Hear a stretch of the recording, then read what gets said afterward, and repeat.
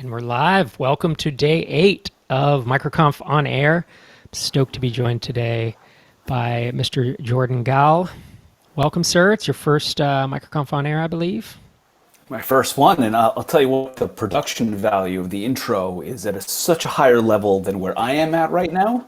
So I'm going to bring it all the way down. I'm going to open a Awesome. beer on camera. Do it. Yep. Do it. What do you got there? We have Yeah.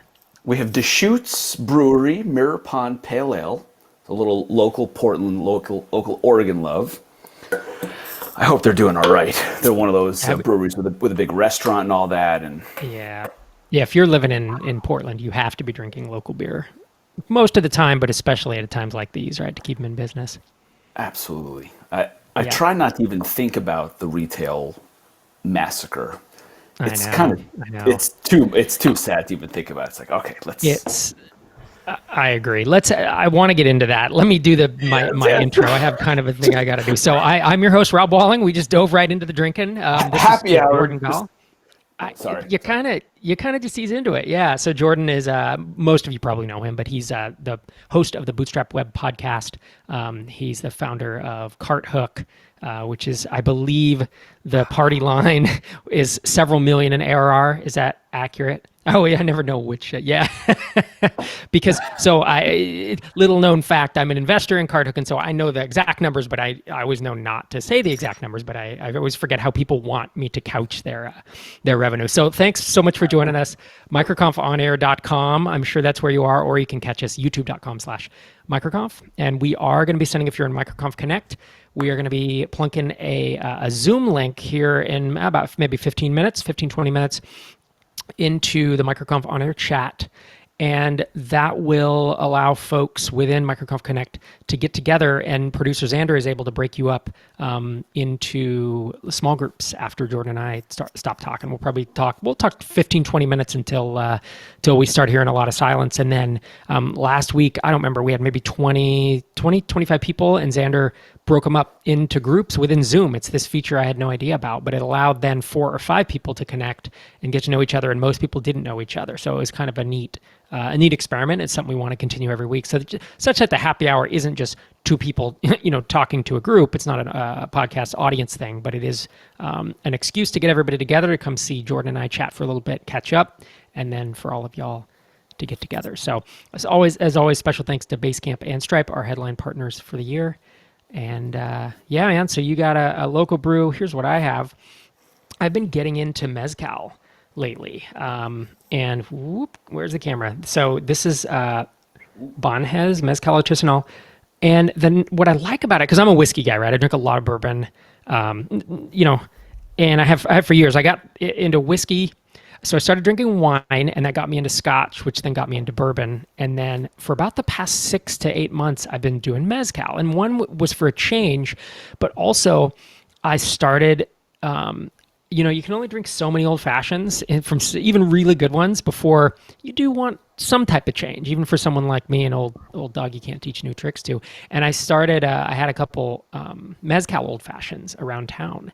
And I was like, this is really good because it's super smoky. I don't like tequila, but mezcal doesn't have the sweetness of tequila, and it has the smokiness of it. So you can make an old fashioned, you put barely any simple syrup in it at all. But whereas whiskey needs to cut the burn, there's very little burn in mezcal. And so that's what I'm sipping on here today. Sounds nice. Yeah, I love Yeah. tequila, and Oh, I like got you. whiskey too. But I don't drink any mixed drinks. I just go straight iced. Yeah, and that I is got it. Like, typically what I do as well. Yep. yeah, and I got into the smokiness of things like Talisker, where it's just a smoke bomb. The first time I had it, I thought it was disgusting, and then you kind of get into it. Yeah, but I don't drink very much anymore. I used to have a drink or two. Yeah, I mean, I live in Oregon, and I have other ways to relieve my pressure. Sure. So In a I way like that to doesn't have. add calories and doesn't give Yes, you a headache in the morning, exactly. right? Exactly right. And I kind of got into cider also, which I always thought was like, what am I drinking, apple cider? Am I a kid? And then I had a few good ones, and all of a sudden I like a nice cider because it doesn't mess with my ability to like turn it back on my brain. So I can have a cider while making dinner, And then after the kids are in bed, I can go right back and hang out on the couch and do some research and work and do email. Right. And if I have like one glass of red wine, I'm out. I'm not doing any work no matter what happens. Yeah. Yeah. It just, you can, but you lose that. You lose the focus. You actually find when I'm getting a little older now, I have some reading glasses. I don't actually use them very much, but I find that if like after this, suddenly I can't see up close as much anymore, even though I'm not even like, it doesn't impact me, but like, it's just bizarre, these side effects, right. Of dealing with alcohol. It's just a good way to do it. Poison, just properly portioned. That's all. Right. So I'm curious Rob, to hear. Dark right away, man. I'm sorry. No. Let me. I want to call out to the chat room. I'd love to hear what y'all are drinking, alcoholic or not. Happy hour can be certainly things like LaCroix and all that, but call that in. What you got? You're about to start. Drink responsibly too. If you need to drive, please don't be tossing them back. Are people driving? Do people leave the house now? No. It's still a thing? I left the house today for the first time in a while. Went to the liquor store to buy mezcal. That is maybe the only time I've been out of the house. Well, we live right next to a lake, so we've been out of the house. Like I go for a run every day, but to actually get in my car and drive, it was like weird to drive again because you just haven't been driving for 4 days or whatever. So I haven't driven 8 days, I think. Oh geez, yeah. It hasn't crossed my mind. We're trying to go outside a lot, but the weather in Portland has been. It snowed last weekend, and then there's been hail, and then it's 65 and sunny. Well, we started to go outside more because we've gotten to the point where when the kids are fighting, whoever hits, we make them run a lap around the house. Mm-hmm. So there's a lot of outdoor time happening that way. Yeah, that's a good way to do it. Yeah, yeah. You were going to say something. I cut you off earlier when I dove into the chat room. I was going to say, I'm sorry, I went dark right away. But retail apocalypse and unemployment. It's tough. I mean, it's on everybody's mind, right? That's a thing. Yeah, it's like, how do we, the retail. I mean, for me, like locally, we're going to order pizza tonight from a local joint that we love that has gluten-free pizza, and because one of my kids is gluten-free, dairy-free, but they have gluten-free crust and dairy-free cheese that doesn't have nuts in it. They have one with nuts and one without it because he's allergic to nuts, gluten, and dairy. Like it's crazy, it's this crazy thing. But it's like the only place that's ever made, because I make it at home, right? I'll get like the gluten-free crust from Trader Joe's or whatever, buy the gluten-free cheese or dairy-free cheese, and I do it. But I've never had anyone do that, and so we found this restaurant that does it, and their pizza is off the hook. It's called Pizza Luce for those in Minneapolis or who know it. Producers Andrew's familiar with it, and so I think Friday night, like during the apocalypse, is just Pizza Luce night. 2 nights ago, I did Mediterranean again, all local places, and I'm paying delivery. I'm either doing Uber Eats or Bite Squad, and then I'm giving more of a tip than I would normally give. I always tip nicely, Absolutely. But now I'm realizing these people, all these folks are scraping by. So really putting on weight and doing my part to try to help keep some of these places in business. I just hope they're around in a month, and I think that's what you were referring to earlier. Yes, and for a lot of the people listening here, yourself and myself included, we work online. We are extremely fortunate. Yeah. And we have that added element in CartHook. We're in e-commerce. So we're having a huge month. And the disconnect of that is very strange. Makes me feel very, very lucky. And I'm at the same time, I don't buy it. I'm not convinced, we're just going to be in good shape because we're in e-commerce. So therefore we're immune and we're just going to keep going up. No, I'm not being lulled into a false sense of security. Yeah, it feels like it's probably a short-term thing while everybody's in their house and doesn't want to go shop, right? And while the Targets and the whatevers, the Walmarts, wherever you shop are closed, you go online. I mean, Amazon's overrun, right? Because everybody's going there. But then, what happens if however many weeks or months or whatever, when we're all out again, everybody's going to take a hit. And I think, including e-commerce, you just don't know how much at any given time. So it's good to be prudent, not to worry. I know you're not really a worrier, but you always have a lot of plans. Plan A, Plan B, Plan C. Something I respect a lot about you, actually. You always have contingencies, Thank you. I don't know what that comes from, but that's it. It's like scenario planning at all times, and protecting the downside, right? That's the ultimate scenario to run. and the downside scenario went from 5% likelihood to, far higher for most businesses. Yep.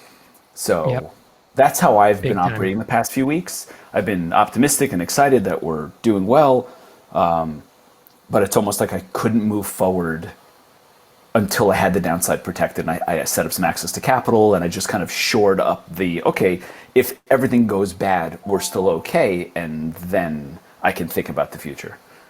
Right.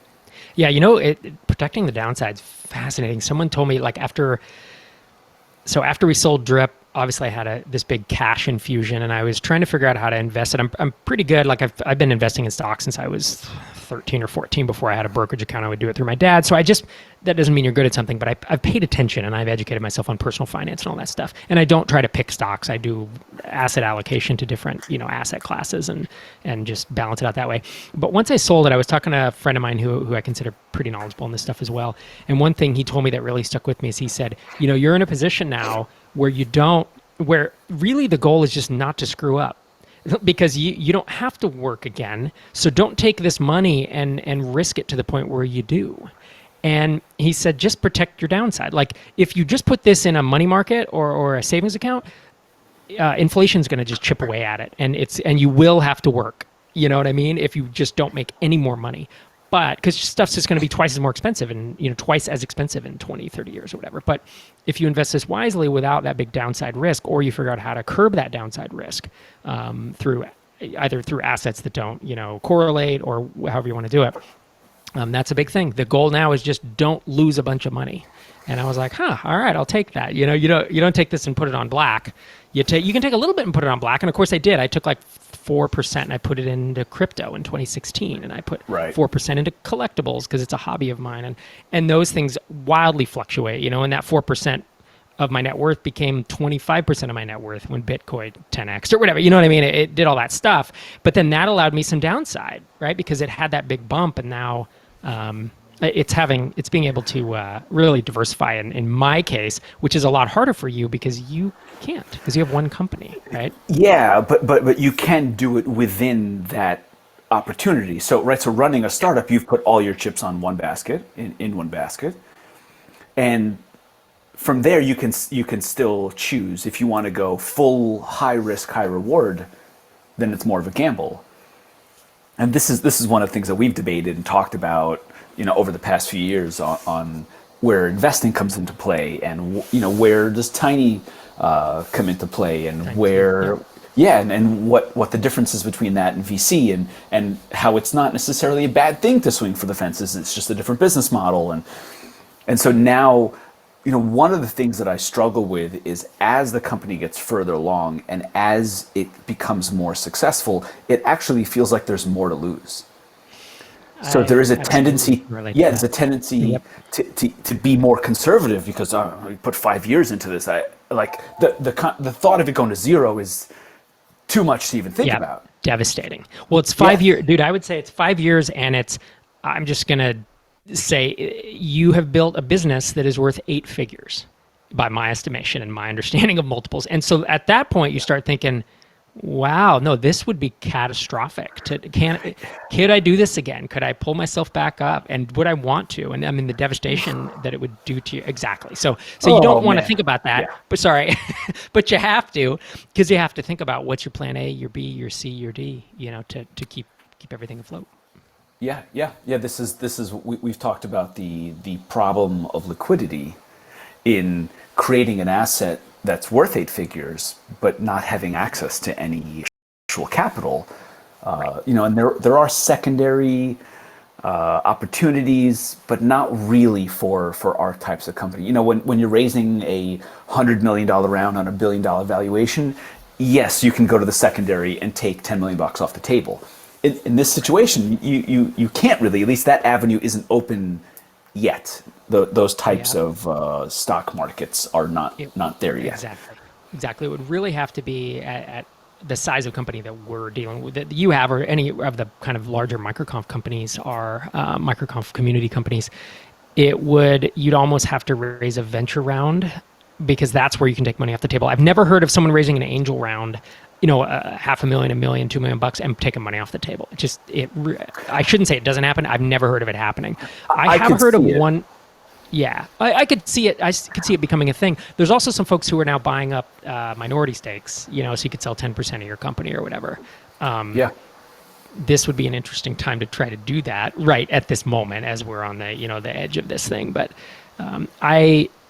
it's a trip. I mean, even the founders who I know who raised big venture rounds, let's say, 20, 30, $40 million rounds, they only took like $1 million or $2 million off the table, which when I say only, that sounds ridiculous, but it's like, even if the company goes under, yes, they're cool, but you can't live on that forever. That's not FU money, Yeah, they still have to do another startup if things tank.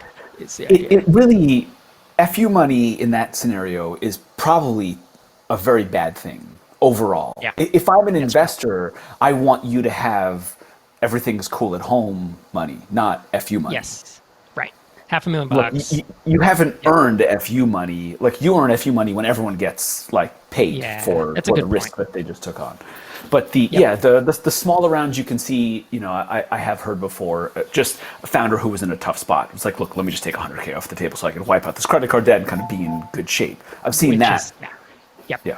So I'm not worried about. So my day to day is not concerned with, oh my gosh, I have these credit card payments tonight, to make tonight when I get home, right? That you want the founder, the CEO, focusing on growing the business, taking care of business. So I don't know if you're in the chat, but there's some good. Folks got a wide range of beverages. So Nathan says, "Cheers! I was just opening into Deschutes fresh squeezed IPA." He said he's from Portland as well. Will Johnson said the Red Chair NWPA is a seasonal, but it's his favorite beer. Let's see. Set up delivery service. Where's this mythical chat happening that I'm unaware of? Oh, are you in? You're in the MicroConf Connect, right? Yes. Go into MicroConf on air. I think someone just invited. Oh, there we go. Okay. Yeah, go to that channel. Someone's drinking. Yes. Helen's drinking coffee. Yeah. I see Justin Sean McGill. Davis, coffee rum. Yeah. Thanks for the picture. That's awesome. Justin McGill's got a canned Modelo, making it happen. Yes. Love it. Oh yeah, there's Ken Wallace with his orange. What does that say? Limesicle? Memesicle? Memesicle, that's what it says. What is that? See, I don't drink beer, so I'm not up on all the hipster stuff. What's a memesicle? That sounds like something my 13-year-old would tell me about. Rob, you know what a meme is, though, right? We're not that old. I'm not that old. Meme. I know what a meme is. What's a memesicle? Don't know. That's where it ends, right there. My all right, and that's I got meme. I got no further. This is so good. The best part is it's iced well water here. The best part is it's 20-second delayed, so they'll get to it in a minute. So what do you? So I have 3 Zoom happy hours scheduled for tonight. So we had this scheduled last week, right? About a week ago, I said, "Hey, you want to do this?" And then I got a text today from a good friend of mine who's like, "Hey, sold a company in essence in the last month, and we've been meaning to get together for celebratory drink." And see, this is real life. I tell everyone this is live streaming. MicroConf on Air will almost always involve a child walking into a room behind me or one of the guests. That's the deal. She just walked in and asked for help on drawing a rainbow or something. Yep. Typical. You're okay. Yep. Anyway, so then a friend's like, "Hey, we've been meaning to have that celebratory drink. Should I come over and park in your driveway and we can talk from the balcony, or should?" So I think we're just going to Zoom it. We were going to do a short distance, long distance thing, and then some other friends of ours got in touch too. So this is definitely becoming a thing. Have you done any remotes? No, we haven't. We've done a lot of FaceTiming. We've done a lot of FaceTiming, and I have heard myself say we should look into the Facebook portal more than once. I think it was twice. Because there's something about holding up the phone that feels so artificial and temporary. Yeah. I want to just hang out in the room with my mom and the kids. The Facebook portal is a camera setup? I don't even know what it is. Is it a camera setup? It's like an iPad with Zoom, but over the Facebook platform. It's got it. Okay. Yes, and I know everyone in the audience who is geekier than I am is just set up your webcam with your TV and use this wire and this other thing. That's really what I should do, because really, you want to recreate like presence. You want to just be able to hang for half an hour with someone on the Right. screen, and you can't get it yet. And Zoom is cool, but you're Right. like looking in front of the screen, and it feels so temporary. And it's like, this is what I'm doing right now, and then I got to get back to normal life because this isn't normal life. It's like, how do you Exactly. blur that? Right. Like, You just want to hang out in the room. Yeah. And that's been something, it's interesting because I have this camera setup that I built. It's the Vimeo. No, it's the Wistia. Sorry. MicroConf on air is normal life. Well, I love producer Xander's commentary during our live streams. It's the Wistia soapbox. And it's oh, the, I oh like my them. gosh. So, dude, I ordered pizza. This phone is ringing off the hook, it's starting to make me. So the dude, did you see me texting just now? I'm texting the guy and I say, leave pizza by the door because Sherry's not here.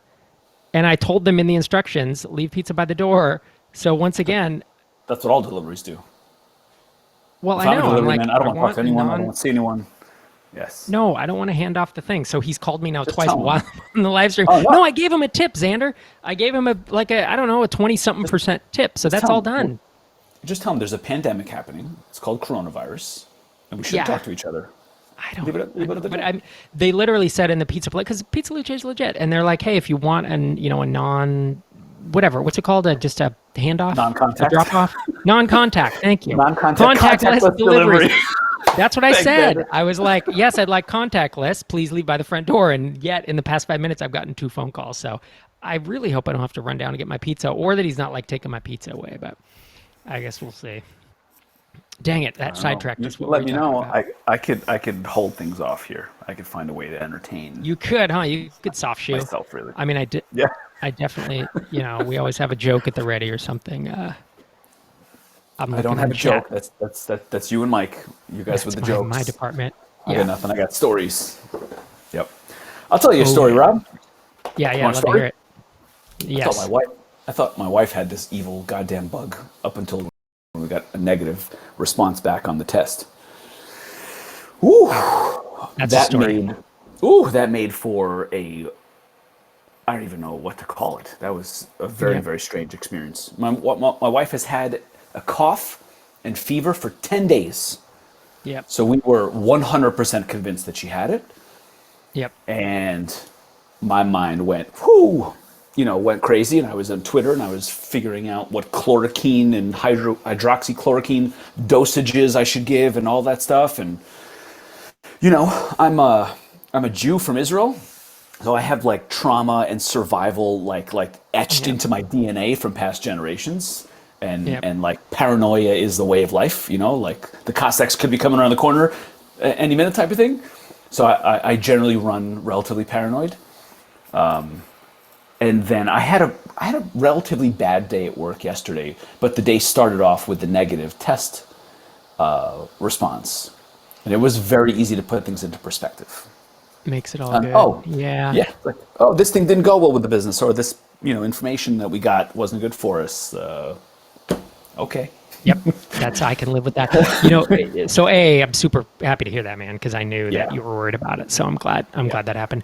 Thank you. Sherry and I, when we're here, we have 3 kids that we're homeschooling, and of course we're both trying to work from home, and we're getting interrupted. And the reason Sherry's out was to get the kids out of the house so I could do the live stream, which is why she's not here for the pizza. It's the same story everyone's dealing with, right? If there's just too much stuff going on, too little time, too little room. And I could list off 100 things that are annoying or bothering me or whatever. But yesterday, a friend and I. Wow, I guess that was the stop the rant music. Yeah, but a friend called me yesterday, Don't- and he was like, "How are things going?" And I was like, "You know what, man? I have nothing to complain about. Like of all these things I could, I have a job. I work from home. None of us are sick. Like." On and on. And I just listed like 5 things that I was thankful for. And in general, I'm kind of a pessimistic person, right? And I'm like software developer, so I always think about what could go wrong and what does go wrong and all this stuff. But like, it made me realize I'm not going to complain. I'm not going to complain about these rounding errors in the world, right? The rounding error of, oh, I have to deal with this or that, or I'm, not getting as much work done as I want or whatever. Like, because there are 3.3 million people unemployed right now. Like that's a sobering thing. And I think it's it's easy to remember that, or I'm sorry, it's easy to forget that we do have it. Just we, I mean, everyone in the chat, everyone watching this, it's like, man, we should be thankful, because we are in a good position, and I think we should be trying to help others with that. With that. Absolutely. So, I know, I think Sanders, that noise effect, whatever that was some sad, type of warning. Sad trombone. Yes. Stay away from the darkness, Jordan. Get away from the darkness. So, like, speaking of sunlight, let's open the second beer. That's my first. Yeah, sunlight. there you go. But generally speaking, when I've been podcasting with Brian, and Brian has an amazing ability to just look into the future and just say, well, I'm going to focus on that. I'm not focusing on now. Now it's not really that exciting to focus on. Let me focus on the future. Like, we're 2 weeks into quarantine time. It does feel like, human beings are very adaptable, and we're just going to get used to this. This is just kind of fine. We're not at war, right? People aren't shooting bullets at us. And it's really not that bad to be at home and do the right thing and stay home. So, like, do you see it turning a corner? Do you see it saying, okay, we're going to settle into this for the next 3 months, call it, and do things go back to normal? Is it? It's tough to look into the future. What are you thinking about that? And I know I have to act on one specific case and one specific company and a specific set of facts. But you and I know and Tiny, you guys are investing. What are you thinking about what happens in the future? So interesting. So for a 35-minute answer to that, next Tuesday, an episode of Einar and I, all we did was talk that question through. Okay. And the title is like how we think founders should be thinking about our current crisis. And we focused much more on the recession and the bear market and the stock market, rather than that is obviously being caused by COVID. But for us to pontificate about COVID is, not super helpful. But truly the financial and the economic impact of it. And I mean, the short answer is, yeah, it's going to get rough. It's going to get rough, and it's going to be rough for a while. And it's been rough in the past. I mean, we can name a bunch of things whether there were, health scares worldwide, not even scares, but where a lot of people, got sick and died, or whether there are, the terrorist incidents, 9/11, whether we're talking about just massive bear markets, and big crashes. I've lived through several of them, 5 of them, I believe, that I can remember. And the thing to remember is not like we can't ignore them. We can't minimize them.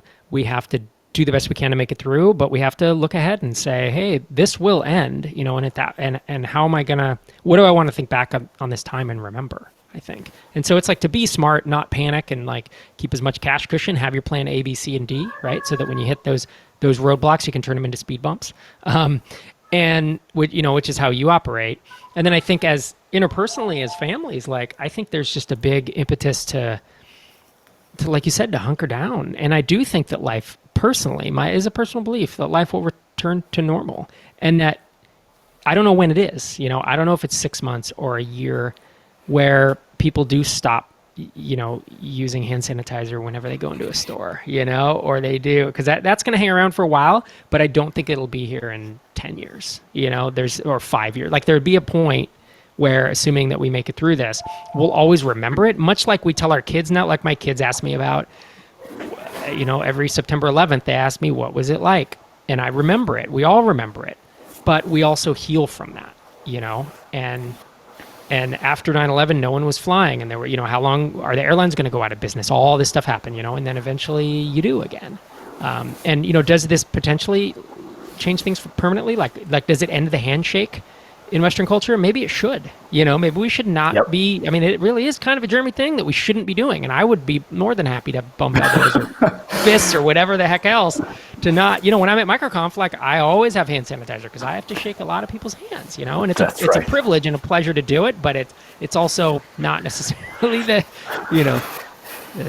healthiest thing to do. So, yeah, I don't know. That was a long, rambly answer. I think we all have a lot of thoughts on it. Yeah, I agree. It's almost like I think maybe the right topic for us to kind of look at is the optimistic side.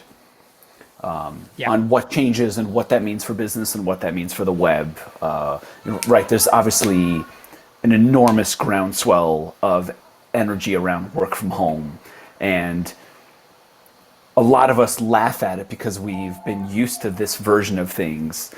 But when you start to see your kids on Zoom calls, you realize, the overwhelming majority of people don't know any of the things that we're used to and take for granted. Yep. Yep. And so there is. Those could be permanent changes, right? Where Right, a lot which more is interesting. companies allow people to work remotely. Yep, where that movement's finally come. You always ask, what's going to break the movement open? You look at the Seattle music scene in the late '80s, and like Nirvana, it broke and then it died, and then Nirvana came out, and there was the gaming, like Dungeons and Dragons. There was this whole war game community. It had been going for 20 years. It never broke through to the mainstream, and then these two guys got together, collaborated. They invented Dungeons and Dragons in '74, and that shit broke through. And they're entirely. I mean, there's a 750-page book, because I'm that much of a nerd, that I'm reading right now on. It's on D&D, but I love looking at the advent of movements, even personal computing, like PCs with the Steves, Steve Jobs, Steve Wozniak. Like that had been around for a while, and there were people building hobby computers. And you look at the confluence of events that allowed that to happen. I even think of SaaS and kind of our whole bootstrap movement, all our entire community, like what caused it to do it. And I think it's the same thing, like what causes these massive shifts, remote work, what caused it? We may all point back to, it was those 3 months, those 2 months, whatever they wound up being back in 2020. Yeah, a forcing function. Even companies like ours, where we enjoy the office and we lean into that advantage of being together. Now that we're not, all of a sudden, we have two positions that we're looking to hire for. And we are saying to ourselves, well, I guess right now is actually the perfect time to hire remotely and build up that muscle, because we have no choice. So there's a lot of forcing function in these things. And there's obviously some big winners in terms of products. Did you read that Slack tweet thread by chance from Stuart Butterfield? Yes. That was fascinating. Fascinating. A lot of respect to that intensity of experience. So to run a multi-thousand person organization with all the worries and have offices across the world, and then be running a product that is generating a huge groundswell of new users because of the crisis, all at the same time, and being a public CEO, and then having the earnings call, and just hearing that was so intense. You could just kind of put yourself in his shoes. Yep. No, I loved it. Yeah, if you haven't checked out that tweet stream, definitely head over to Stuart Butterfield. Dude, we're over time. Can you believe it? It goes so fast, especially when we get on good topics like this. We get an easy conversation partner like yourself. Are you drinking beer out of a jar? This is a ball jar. This is like the type of glass that beer should be drank out of. At least if you went to the University of Michigan and went to Dominic's when it was sunny out. Fair enough. All right, so MicroConf Connect happy hour, link in Slack. So here's something producer Andrew does amazingly well. He figures out a way to work Baby Yoda into everything. So if you're in the MicroConf Connect Slack, just type in _baby, and Baby Yoda was there before I was invited into the Slack. Baby Yoda was in MicroConf Connect before Rob was. So anyways, he has the meme here, MicroConf Connect happy hour. It is at 5:17 p.m. in the MicroConf On Air channel. He posted a Zoom link. So if you want to continue hanging out with other folks who are in MicroConf Connect, do that. He's going to break folks up into small groups, and you can just hang out and chill. I have to run because I got the whole situation talked about earlier. Kids just got back. I got to go see if my pizzas here are gone. Jordan, you're certainly welcome to head to Zoom if you got a few minutes. But I'll check out the link there. Awesome. That'd be great. Appreciate your time today, man. It's good catching up, and hopefully we distracted people for 33 minutes here on this Friday afternoon. Yes. My pleasure. It was a great excuse to end the day at 3 o'clock. Awesome. And folks want to keep up with you on Twitter at Jordan Gal, Gal, and they can obviously check out CardHook, which is where you spend your days. Oh, and Bootstrap Web Podcast, of course. That's probably the other thing they want to check out. Yes. Sounds good, all right, y'all. All right, man. Take it easy. I think producer Xander will take